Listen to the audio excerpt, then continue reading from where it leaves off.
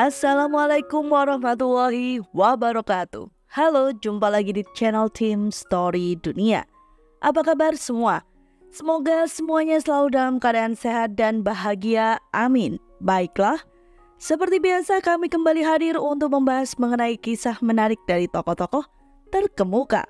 Yang lebih seringnya kami membahas tentang profil bangsawan kerajaan Eropa. Dan kali ini kami kembali membahas salah satu putri yang memiliki hati bagaikan malaikat. Putri yang nantinya akan menjadi ratu yang amat dicintai rakyatnya. Dirinya adalah Putri Louis dari Mecklenburg-Strelitz. Nanti ada satu momen yang membuatnya kian dicintai oleh rakyatnya. Apakah itu? Yuk, yang penasaran dengan kisahnya, langsung saja kita intip bersama bagaimana kisahnya. Namun seperti biasa, bagi penikmat baru dari channel kami untuk sudi menekan tombol like, subscribe, dan aktifkan lonceng notifikasi agar selalu mendapatkan info jika kami memiliki video baru lainnya. Dan untuk kalian yang tidak sempat melihat video kami yang lalu, di mana kami membahas Putri Victoria dari Prusia yang harus gagal menikah dan berakibat mengidap anoreksia, bisa langsung melihat videonya di playlist kami lainnya ya.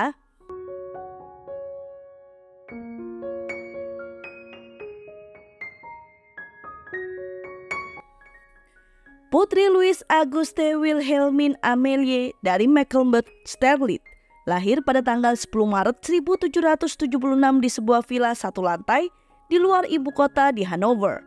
Ia adalah putri keempat dan anak keenam Adipati Charles dari Mecklenburg-Strelitz dan istrinya Putri Frederick dari Hesse-Darmstadt. Ayahnya, yakni Charles, adalah saudara laki-laki permaisuri Charlotte dari Inggris. Sebagai informasi, kami juga pernah mengangkat kisah dari permaisuri Charlotte dengan judul Ratu Charlotte, permaisuri wanita terlama kerajaan Inggris yang memiliki suami gangguan mental. Bagi yang penasaran dapat dilihat di playlist kami ya. Kembali pada sosok Putri Louis, pada saat kelahirannya, ayah Louis belum menjadi penguasa Mecklenburg-Strelitz dan akibatnya dia tidak dilahirkan di istana, melainkan di rumah yang tidak terlalu formal. Charles adalah panglima brigade rumah tangga di Hanover. Dan segera setelah kelahiran Louis, ia diangkat menjadi gubernur jenderal wilayah itu oleh saudara iparnya George III. Keluarga tersebut kemudian pindah ke Lennartshorst, kediaman raja-raja Hanoverian. Meskipun selama musim panas mereka biasanya tinggal di Herrenhausen. Louis sangat dekat dengan saudara perempuannya Frederica yang 2 tahun lebih muda, serta saudara laki-laki satu-satunya yakni George. Louis dan saudara-saudaranya berada di bawah asuhan pengasuh mereka, Fräulein von Wolfshogen, teman ibu mereka. Ketika Louis baru berusia 6 tahun, ibunya meninggal saat melahirkan, meninggalkan bekas permanen pada bangsawan muda itu. Ia sering memberikan uang receh kepada anak-anak lain yang mengalami kehilangan serupa, dengan menyatakan, "Dia seperti saya, dia tidak punya ibu." Setelah kematian Duchess Frederick, keluarganya meninggalkan Lennartshorst menuju Herrenhausen yang sering disebut miniatur Versailles. Duke Charles menikah lagi 2 tahun kemudian dengan adik perempuan istri pertamanya, Charlotte, menghasilkan seorang putra yang bernama Charles. Louis dan ibu tiri barunya menjadi dekat sampai kematian dini Charlotte setahun setelah pernikahan mereka. Duke yang 2 kali menduda dan berduka pergi ke Darmstadt, di mana dia menyerahkan anak-anaknya ke dalam pengawasan ibu mertuanya yakni nenek Louis, Putri Mary Louis yang telah menjanda.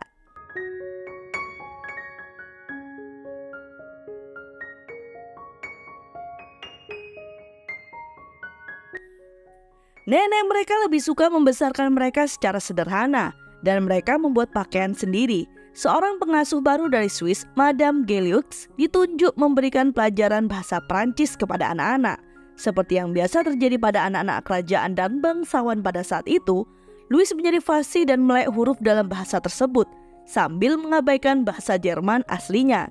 Pelengkap pelajarannya adalah penekanan pada tindakan amal, dan Louis sering menemani pengasuhnya ketika mengunjungi rumah orang miskin dan membutuhkan.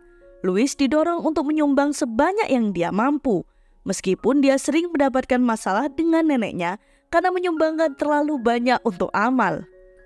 Dari usia 10 tahun hingga pernikahannya pada usia 17 tahun, Louis menghabiskan sebagian besar waktunya bersama nenek dan pengasuhnya.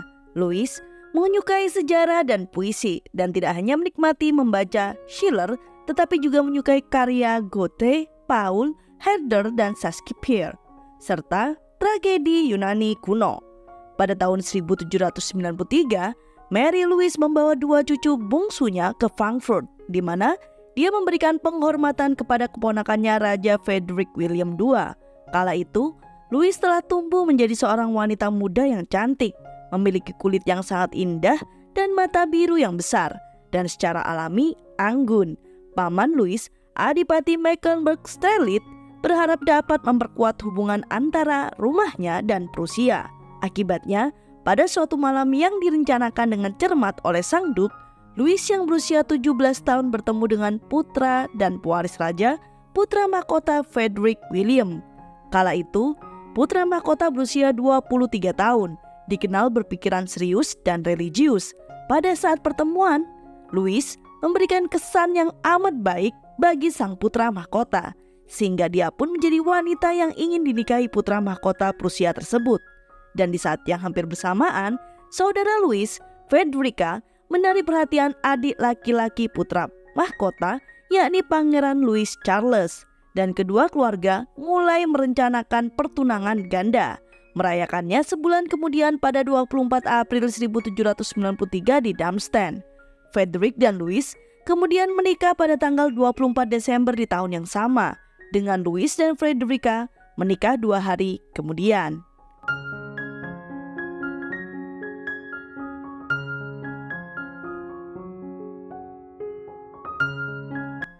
Sebelum menikah, Louis tiba di ibu kota Prusia, Berlin, dan menjadi sensasi. Dia bahkan melanggar protokol dengan menjemput dan mencium seorang anak. Orang-orang mencintainya sejak awal. Ayah mertua Louis, Raja Frederick William II, memberikan pasangan itu istana Charlottenburg, tetapi putra mahkota dan istri barunya lebih suka tinggal di istana Peretz di luar Potsdam, tempat Louis menyibukkan diri dengan urusan rumah tangga. Louis dan Frederick sangat bahagia bersama, dan Louis selalu mendukungnya. Raja bahkan menyebut Louis putri dari segala putri, dan semua orang sepertinya mencintainya. Tahun berikutnya, pada tanggal 1 Oktober 1794, Louis melahirkan anak pertama mereka. Namun sayangnya, bayi tersebut lahir mati. Mereka nantinya memiliki 9 anak. Putra selanjutnya yakni putra mahkota Frederick William yang lahir pada tahun 1795. Yang kedua, Pangeran William tahun 1797, kemudian Putri Charlotte pada tahun 1798, Putri Frederica pada tahun 1799, Pangeran Charles pada tahun 1801, Putri Alexandrine yang lahir tahun 1803, Pangeran Ferdinand kemudian pada tahun 1804, dan Putri Louise tahun 1808, dan yang terakhir adalah Pangeran Albert yang lahir pada tahun 1809. Namun, Putri Frederica dan Pangeran Ferdinand meninggal saat masih anak-anak. Sepanjang hidupnya, Louis terus memberi amal. Suatu saat dia berada di festival panen dan dia membeli banyak hadiah untuk diberikan kepada anak-anak yang hadir.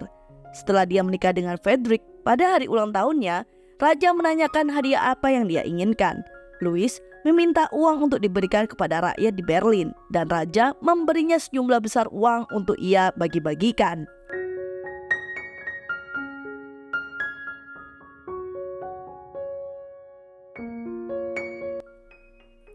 Raja Frederick William II meninggal dan Raja Frederick William III menggantikannya pada tanggal 16 November 1797. Permaisuri yang baru menulis kepada neneknya, "Saya sekarang adalah ratu, dan yang paling menggembirakan bagi saya adalah bahwa sekarang saya tidak perlu lagi berhemat untuk memberi uang pada rakyat kecil." Mereka meninggalkan Peretz dan menghabiskan sebagian besar waktunya di istana utama. Segera, pasangan itu memulai tur melalui provinsi timur Prusia. Ada 2 alasan untuk hal ini. Pertama, Raja ingin mengenal rakyat barunya dan juga untuk memperkenalkan semua orang kepada ratu barunya. Ini adalah pertama kalinya dalam sejarah negara ratu dirayakan sebagai tokoh publik. Louis jauh lebih menonjol daripada ratu dibanding ratu sebelumnya. Bersamaan dengan itu, Louis menjadi ikon fashion dan salah satu contohnya dia mengenakan syal agar tidak sakit dan itu menjadi tren. Segera, Louis menjadi tokoh yang sangat berkuasa di Prusia. Dia mendapatkan rasa hormat dan kasih sayang dari semua orang. Louis selalu memastikan dia mendapatkan informasi tentang politik dan raja seringkali berkonsultasi dengannya jika menyangkut urusan negara. Frederick membenci perang dan tetap ingin menjadi netral, sehingga ia kesulitan menentukan apa yang harus dilakukan selama perang koalisi kedua yang berlangsung pada tahun 1798 hingga 1802. Dia ditekan untuk memilih satu pihak. Louis memperingatkan bahwa jika mereka memihak Austria, Inggris Raya, dan Prusia, hal itu mungkin menyebabkan mereka harus bergantung pada Rusia. Prusia saat itu bukanlah negara yang kuat dan cukup lemah. Namun karena agresi Prancis yang dipimpin Napoleon, Frederick akhirnya harus memilih salah satu pihak. Alih-alih bergabung dengan kekuatan koalisi, ia memutuskan untuk bersekutu dengan Napoleon.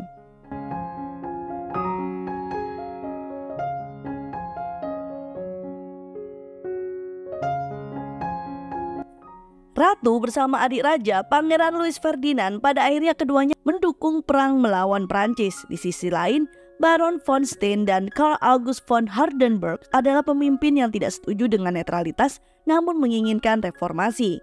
Para pemimpin militer di Prusia yakin bahwa mereka dapat mengalahkan pasukan Napoleon, meskipun perang terakhir yang mereka lakukan terjadi bertahun-tahun sebelumnya, yakni pada tahun 1795. Louis dan anggota keluarga kerajaan hanya menekan raja untuk memutuskan aliansi dengan Prancis dan malah ikut berperang melawan Napoleon. Segera, pasukan Prusia melakukan mobilisasi dan pertempuran Jena Auerstedt pada bulan Oktober 1806. Tetapi pertempuran tersebut merupakan bencana bagi mereka. Louis dan Frederick berada di sana untuk menemani pasukan berperang, tetapi melarikan diri dari Prancis ketika pasukannya telah kalah. Tidak lama kemudian, Berlin diduduki oleh Napoleon, membuat Louis, Frederick, serta seluruh keluarga mereka melarikan diri ke Memel yang berada di timur. Saat itu, Louis sedang sakit parah. Pasangan kerajaan tersebut terpaksa berbagi tempat tidur yang sama di lumbung selama perjalanan, dan juga tidak ada air bersih dan makanan. Pada tahun 1807, Napoleon meminta mereka berdamai. Ketentuan perdamaian mereka kemudian disebut dalam perjanjian Tilsit. Ketika hendak melakukan perundingan damai, Frederick memohon pada istrinya yang sedang hamil untuk turut serta. Maksud dari keikutsertaan permaisuri Louis adalah Frederick percaya bahwa mungkin Louis bisa membuat Napoleon lebih santai. Dengan enggan, Louis setuju untuk bertemu dengan kaisar, meskipun satu-satunya alasan dia melakukannya adalah karena dia berharap bisa menyelamatkan negaranya. Ketika ratu bertemu dengannya, ia menggunakan pesona dan kecantikannya untuk mencoba menyanjungnya. Namun akhirnya Louis gagal dan Napoleon mempertanyakan kesetiaan perkawinannya. Napoleon juga menyebarkan berita bahwa sang ratu menggunakan pesonanya untuk merayunya, berharap image-nya hancur dan rakyatnya membencinya. Namun nyatanya, usaha Louis untuk bernegosiasi dengan Napoleon membuat dirinya semakin dicintai di negaranya karena usahanya menyelamatkan Prusia.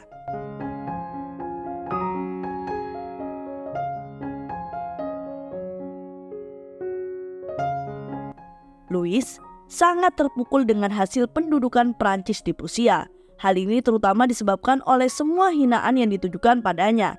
Namun dia tahu bahwa Prusia mengandalkan kekuatan moralnya. Jadi dia tetap optimis dan juga berusaha mempersiapkan putra sulungnya menghadapi apa yang akan terjadi ketika dia menjadi raja. Setelah perang, Louis mendukung banyak upaya reformasi yang dilakukan oleh Stein dan Hardenberg, serta upaya lain untuk mengatur kembali angkatan bersenjata. Keluarga kerajaan masih belum bisa kembali ke Berlin. Mereka biasanya menghabiskan musim panas di dekat Königsberg. Louis merasa kesulitan yang dialaminya dan anak-anaknya akan berdampak baik bagi mereka, sehingga mereka tidak selalu percaya bahwa mereka berhak atas kemewahan. Dia dan Frederick diundang ke Rusia pada tahun 1808 oleh Tsar Alexander I, dan tidak lama kemudian anak bungsu mereka, Putri Louis, lahir. Hampir sepanjang tahun, Louis sakit parah. 3 tahun telah berlalu sejak mereka meninggalkan Berlin, hingga akhirnya mereka dapat kembali. Louis ditemani kembali bersama anak-anaknya, Charlotte, Alexandrine, dan Charles. Ayahnya juga menyambutnya di Berlin di Istana Charlottenburg. Namun, istana tersebut telah dijarah dan hampir seluruh lukisan, patung, manuskrip, dan barang antik telah diambil oleh Napoleon. Louis mengunjungi ayahnya di Sterlit dan sedang dalam posisi sakit ketika tiba-tiba meninggal pada 19 Juli 1810 di pelukan suaminya. Tidak diketahui penyakit apa yang dideritanya. Banyak yang percaya bahwa dia meninggal muda pada usia 34 tahun karena tekanan akibat pendudukan Prancis. Ketika kabar kematian permaisuri Louis tersebar, Napoleon rupanya memberitahu Frederick bahwa dia telah kehilangan menteri terbaiknya. Louis dimakamkan di Istana Charlottenburg. Frederick baru menikah lagi pada tahun 1824 dengan simpanannya Auguste von Harrach dan meninggal pada tahun 1840. Namun, dia memilih untuk dimakamkan di samping istri pertamanya. Baiklah, itu ada cerita singkat dari Putri Louis yang akhirnya menjadi ratu yang paling dihormati dan dicintai rakyatnya di Prusia. Semoga cerita kami selalu dapat menjadi hiburan yang syarat akan informatif. Dan tentunya kami selalu menunggu saran dan komentar dari para penikmat Tim Story Dunia. Dan seperti biasa, nantikan cerita menarik lainnya di channel Tim Story Dunia. Wassalamualaikum warahmatullahi wabarakatuh.